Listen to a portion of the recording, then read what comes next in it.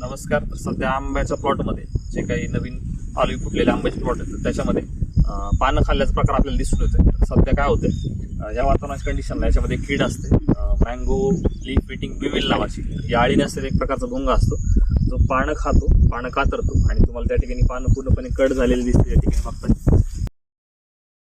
पूर्ण पानं या ठिकाणी असं मधातून कट झालेलं आहे. खातो सोबत कट पण करतो आणि खाली बघतात ही पानं पूर्णपणे खाली गळून पडतात. ही अशी कट केलेली पानं ही त्या ठिकाणी असतात. सोबतच पानावरती डागा किंवा चट्टे पण असतात. या ठिकाणी बघता हे चट्टे असतात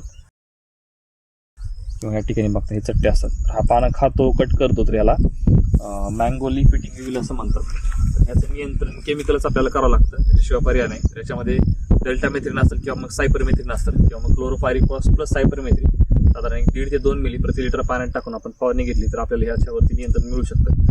लवकर नियंत्रण आपण जर केलं तर ही जी नवीन पालवी येणारी असते, ही नवीन पालवी म्हणजे तुमच्याकडे जो नंतरचा डिसेंबर किंवा जानेवारीचा बहार आहे त्यासाठी फार महत्त्वाचे असते. त्याच्यामुळे पालवीचं संरक्षण करणं फार गरजेचं आहे. तर या पद्धतीने आपल्याला फवारणी घ्यायची.